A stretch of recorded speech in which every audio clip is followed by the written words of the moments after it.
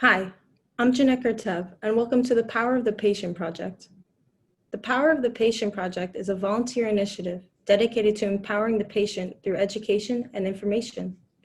Featuring over 200 resources, including an extensive video library of interviews with prominent healthcare providers and public health experts explaining medical conditions and treatments, as well as today's public health issues.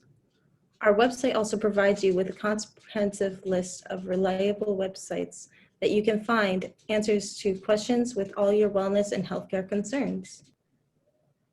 Joining me today is Executive Director Bob Kaiserman to tell us more about the project. Bob, what do you want folks to learn from visiting the website?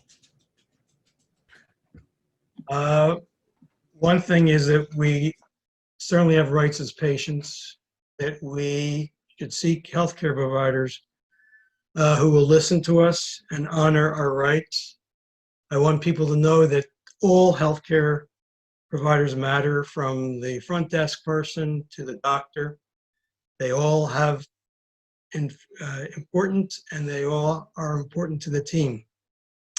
And we celebrate them in the project. We try our best to bring attention to what they do and why we should be so grateful for them.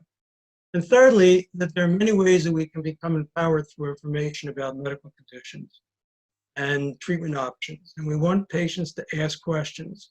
We've set up the website so that they can ask the questions, and we have experts who can answer them. So that's what I want people to get from the website. Well, that's a brilliant explanation. Also, second question, tell me about the video library. What will visitors find on the site? Okay, we spent over 5 years putting together over 150 video segments. These were with prominent physicians and healthcare providers. They explain hundreds of medical conditions and treatment options.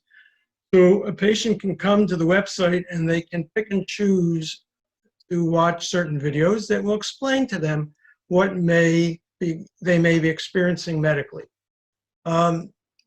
We also have a whole section on end-of-life issues with leading bioethicists.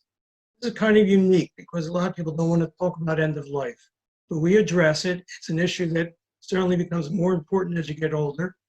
Third, we have a new section on everything you need to know about COVID as a patient. And we're pretty proud of that because that keeps changing, obviously, as the virus changes. We have interviews with patient advocates and how they can make a difference in terms of helping the patient navigate the system. And we have a section called The Classroom, which is focused on explaining health policy and the healthcare system. And finally, we have a section that offers advice on simply how to better relate and communicate with your doctor, which is really the crux of the project, to improve the communication between patient and provider. Well, I hope that's everyone definitely enjoys checking everything out. But what are some other features of the website that folks can explore? The resources guide with links to great sites. This was the first thing that we added to the project when we built it. And that is that we have put together a comprehensive list of probably over 60 different links to the most reliable sources in medical information. So a patient can conceivably go to this list and they can access things like Medline Plus, the Mayo Clinic, the Centers for Disease Control and Prevention, cancer sites, American Heart Association, many, many other sites. And it's a really comprehensive thing, very easy to use. And we also have an opportunity, as I mentioned, for patients to pose questions to our medical librarians. And what we will do is we will look up information, and if in fact you request it, we will actually send you articles that make sense, not in medical jargon, but in human jargon. And it will explain a condition, it will explain a treatment plan. And a lot of folks have taken advantage of that too. because sometimes the doctor won't explain things, and we hopefully can make that, cross that bridge and bring the two sides together. So we're very, very excited about the project. We invite people to come explore the project.